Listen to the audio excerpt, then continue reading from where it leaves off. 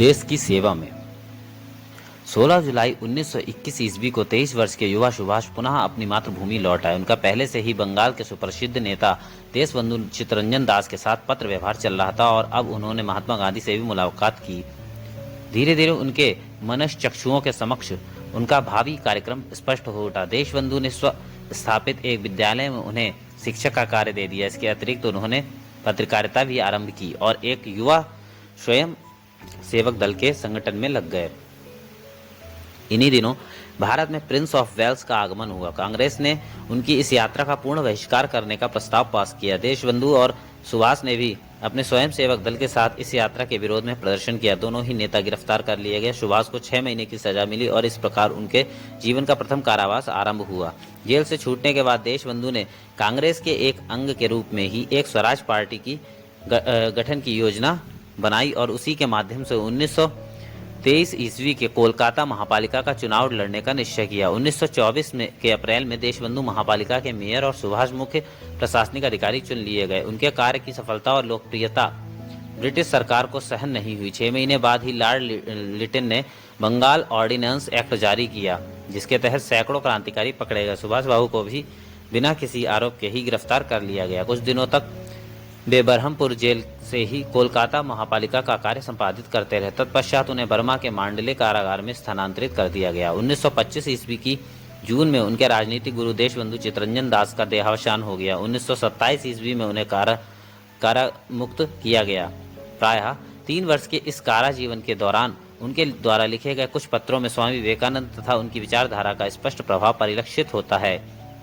9 अक्टूबर 1925 को उन्होंने दिलीप कुमार राय के नाम अपने पत्र में लिखा, तुमने श्री अरविंद के बारे में जो कुछ लिखा है उसे पूर्णता तो नहीं, परंतु उसके अधिकांश को मैं मानता हूँ। वे ध्यानी हैं और मेरे विचार से तो वे स्वामी विवेकानंद से भी अधिक गंभीर हैं। फिर भी विवेकानंद के प्रति मेरी अपार श्रद्धा है। अनेक कारणों से हमारी जाति अकर्मण्य हो गई है, अतः अब हमें रजोगुण की आवश्यकता है।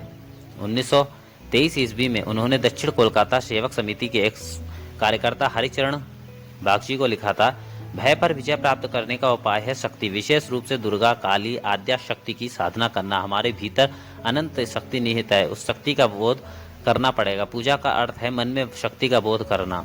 साधना का लक्ष्य है एक ओर तो वासनाओं का नाश करना और दूसरी ओर सद्वृत्तियों का विकास करना। प्रतिदिन दोनों समय इस प्रकार का ध्यान करना चाहिए।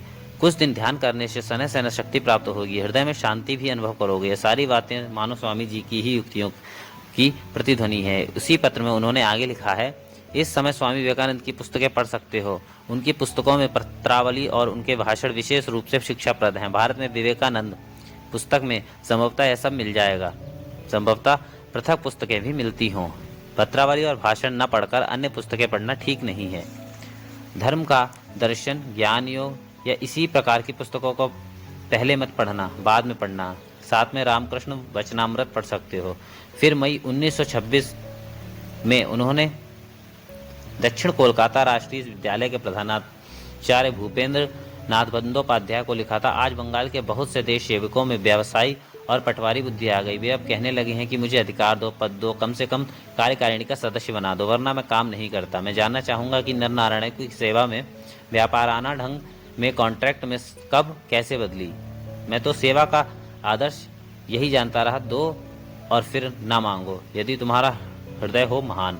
जो बंगाली इतनी जल्दी देशबंधु का त्याग भूल गया है, अतीतगत स्वामी विवेकानंद की वीरवाणी को भूला नहीं है, इसे कैसे सत्य माना जाए। इसी पत्र में वे आगे लिखते हैं, मैं जब प्रत्येक महीने 200 रुपये सेवाश्रम के लिए व्यय करता था, उस समय बहुत से मित्रों ने कहा था कि मैं व्यर्थ ही 6-7 बालकों पर इतना व्यय कर रहा हूँ, परंतु वे नहीं जानते थे कि मैंने भावुकता में आकर सेवाश्रम के काम में हाथ नहीं डाला था। आज प्रायः 12-14 वर्षों से जो गहरी पीड़ा घर में लगी आग की भांति मुझे विदग्ध करती रही है, उसे शांत करने के लिए ही मैंने इस काम में हाथ डाला है। मैं कांग्रेस का काम छोड़ सकता हूँ, परंतु सेवाश्रम का काम छोड़ना मेरे लिए संभव नहीं है।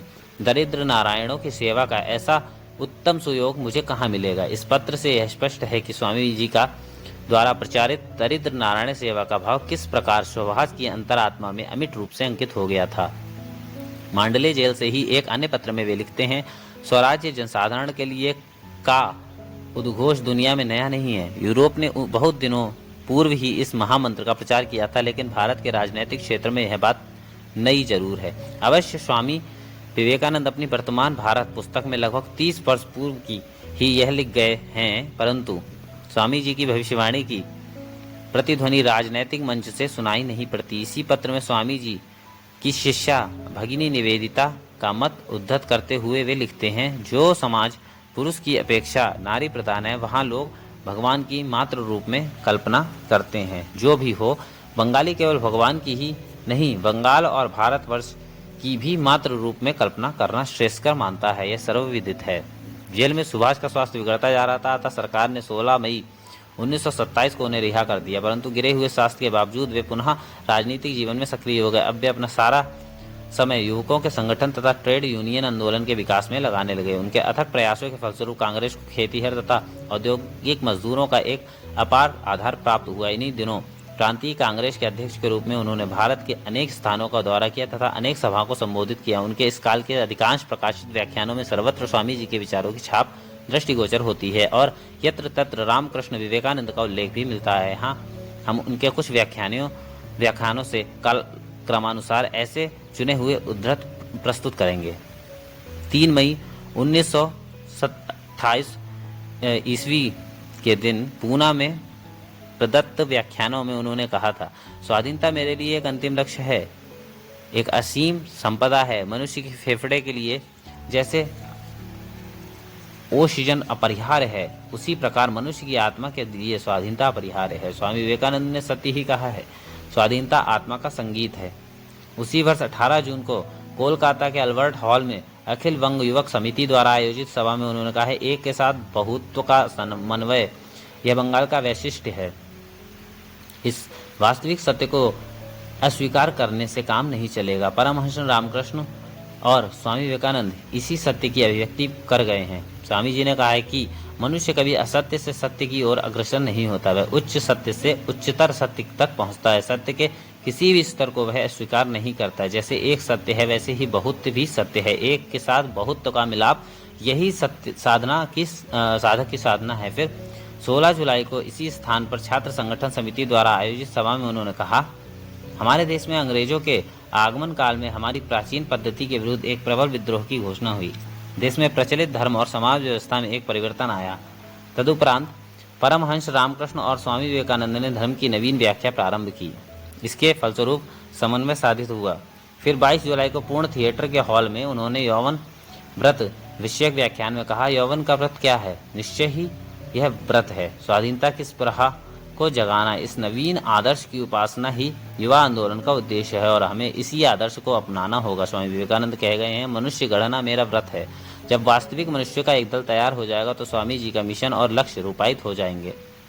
आगामी वर्ष 1929 ईस्वी के 9 फरवरी को पावना जिला युवा सम्मेलन की अध्यक्षता करते हुए उन्होंने कहा था, बहुतों की धारणा है कि जनसाधारण को या तरुण समाज को जगाने के लिए राष्ट्र या समाज संबंधी मतवादों का विचार करना अनिवार्य है। प्रत्येक मतवाद के कट्टर भक्तों का मत है कि उनके मतवाद की स्थापना हो जाने पर जगत के सारे दुख दूर हो जाएंगे, पर मुझे तो ऐसा लगता है कि कोई भी मतवाद हमारा तब तक उद्धार नहीं कर सकता जब तक कि हम स्वयं ही मनुष्योचित चरित्र बल प्राप्त न कर लें। इसलिए स्वामी विवेकानंद कहते हैं, man making is my mission, मनुष्य निर्माण करना ही मेरे जीवन का उद्देश्य है।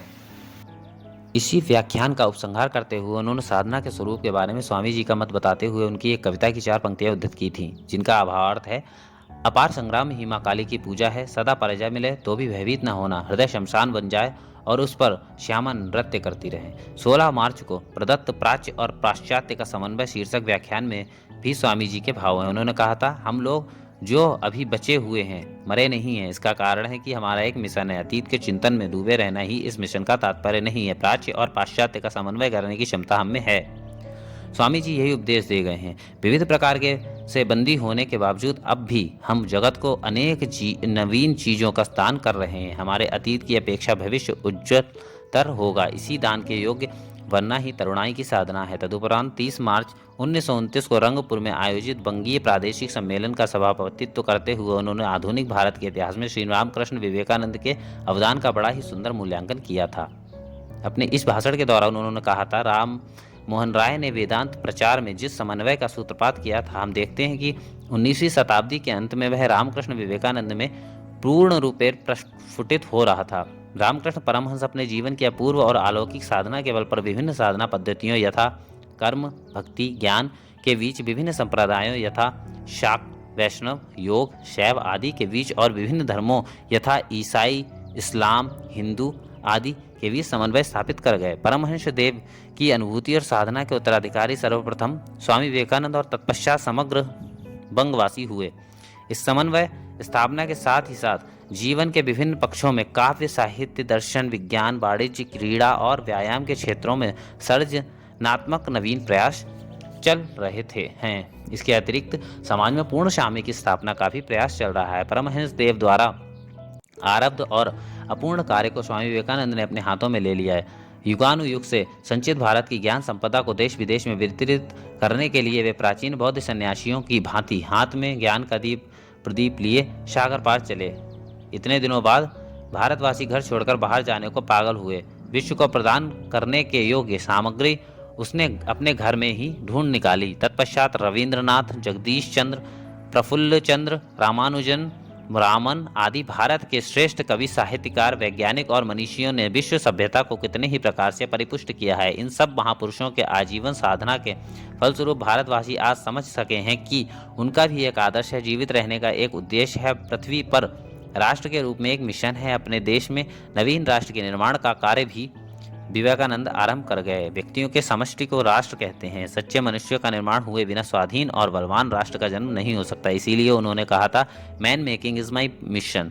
तत्पश्चात सच्चे मनुष्य निर्माण करने के लिए उन्होंने किसी वर्ग विशेष की ओर अपनी दृष्टि केंद्रित न करके समग्र समाज की ओर ध्यान दिया। उनकी वह वाणी अमर होकर अब भी घर घर में गूंज रही है, तुम ऊंची जाति वाले क्या जीवित हो, तुम लोग शून्य में विलीन हो जाओ। और फिर एक नवीन भारत निकल पड़े। निकले हल पकड़कर, किसानों की कुटी भेद कर, मछुए, माली, मोची, मेहतरों की झोपड़ी से, निकल पड़े बनियों की दुकानों से, भुजबा के भाड़ के पास से, कारखाने से, हाट से, बाजार से।